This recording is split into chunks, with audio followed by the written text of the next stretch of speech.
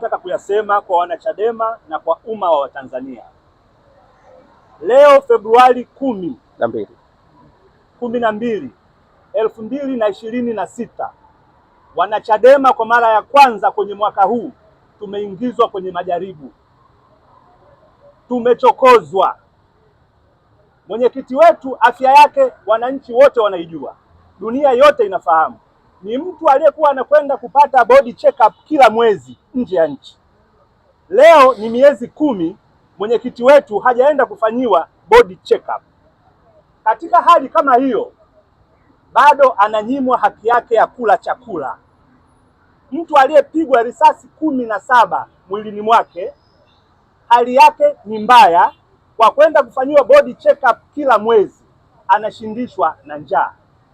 Sasa huu ni mwendelezo wa yale malalamiko aliyokuwa anasema mwenyekiti kila siku, kwamba kuna haki zake za msingi kabisa yeye kama mfungwa ananyimwa.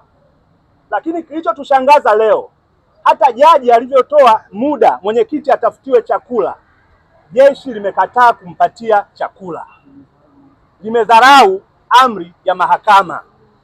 Sasa jaji anasema kulinda haki ya mfungwa, ameona airishe kesi, lakini asisahau kuchelewesha kesi kwa mfungwa pia ni kumnyima haki yake. Haki ukiichelewesha ni haki unayoinyima kwa huyo mfungwa. Kwa hiyo jaji anaposema kwamba tumeangalia tuahirishe kesi kwa sababu ana haki ya kula, majaji hao wanaongozwa na Ndunguru wanapaswa kujua kesi hii ambayo ni ya mchongo, dunia nzima inajua. Kuichelewesha ni kumnyima haki Tundu Lissu na kutunyima wanachadema haki ya kuongozwa na mwenyekiti wetu ambaye tumemchagua aongoze mapambano haya.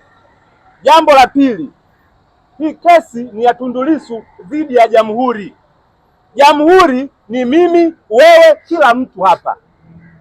Kesi hii kweli na maslahi na jamhuri? Ushahidi huu wanaoleta hawa watu ni kweli hawa wanatuwakilisha sisi jamhuri? Tunamtaka DPP hii kesi ifutwe.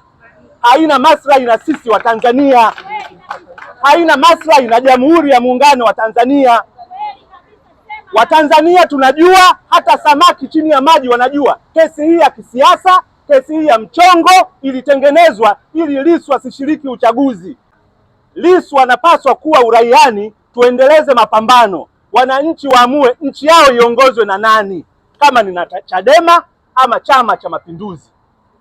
La mwisho, tunataka kesi hii iende ionyeshwe live ili Watanzania wamuone mhaini wao huyu na waone hawa mashahidi wanaoleta ushahidi wao kuhusu huu uhaini.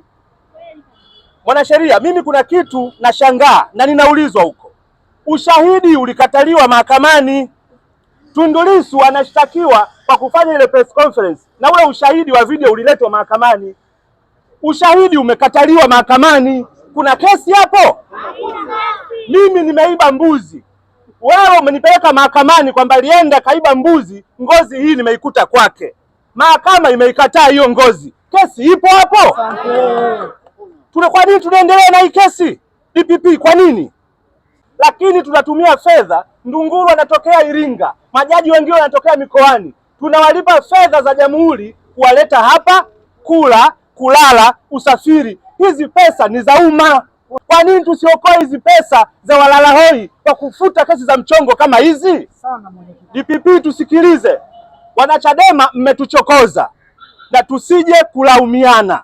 Hii hatutakubali na tutapambana mpaka kesi hii kieleweke. Nawashukuru sana.